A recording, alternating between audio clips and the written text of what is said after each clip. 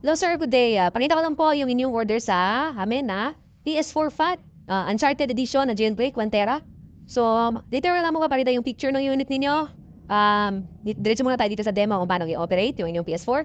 So, yan, tinurn on natin siya. Okay? So, meron na siyang USB dongle na kasama. Ito po. So, kakapitin lang siya sa front USB. Hindi na po siya kailangan yan plug, pero kung gusto niyo siya unplug, pwede rin. So, yan, pag ng PS4 niyo, yan, access nyo lang yung user 1. After that, kung makikita niyo po yung games ninyo, yan, yung mga padlock siya, ganyan. So, hindi niyo po yan malalaro. By the way, yan na rin po yung mga na-install natin na game. Hindi niyo pa siya malalaro kasi may padlock siya. Okay? Yung install ng game, I think, parang isa lang yung hindi pinilagay, yung Rhinitis, kasi hindi yata siya na-release for, wala pang jailbreak copy for the PS4. So, yun. So, para ma-activate natin yung PS4, punta tayo dito sa settings. Yan. By the way, circle po yung accept ng PS4 ninyo. Then, punta tayo sa settings, then sa tataas, user guide. Tapos, user guide ulit. Okay? So, yan, may lalabas sa mga message yan. Hindi ko pala nakikabit ng USB. So, ulitin ko. Na po. So, yan. Kapag hindi nyo po kinabit ang USB, yan ang una nyo makikita. So, babap natin. Okay? So, hintayin lang tayo ng mga few seconds. Then, try natin siya ulit. Yan, connected na siya. Then, hintayin natin. Lumabas yung golden.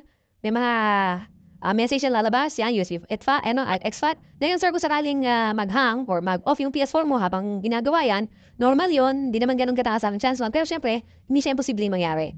Okay? So, pagaya nito, sa ating test ngayon, loading golden. So, successfully, test na rin yung golden yan. So, hindi nag-fail. Pero, just in case mag-fail, nag-off, nag-restart, nag-hang, ganun lang, off mo lang yung PS4 mo, then on mo siya ulit. Okay? So, ganun lang kadali. Activated na. Wala naman tayong ibang pinindot. Hinintay lang natin siya matapos.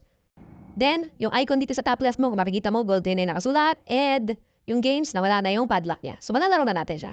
Okay? So, nag-install na rin ako ng other apps dito, yung mga tools, Items Flow, tapos yung PS4 Explorer. Meron ako mga ibang hidden pa na apps dyan. For safety, meron tayong, dito? Update prevention.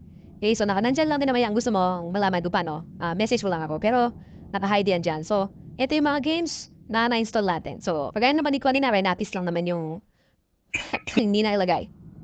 Yung Horizon Zero Dawn, kasama dyan yung Frozen Wilds na DLC. Maganda yung game na yan. Okay? So, okay na po itong inyong PS4. Nakatapos lang din po ng stress testing kasi kagabi po tayo natapos ang install ng game. So, syempre, stress test tayo para everything is okay. Okay, send na lang ako ng additional pictures, sir, sa PS4 mo, ha? Okay, thank you!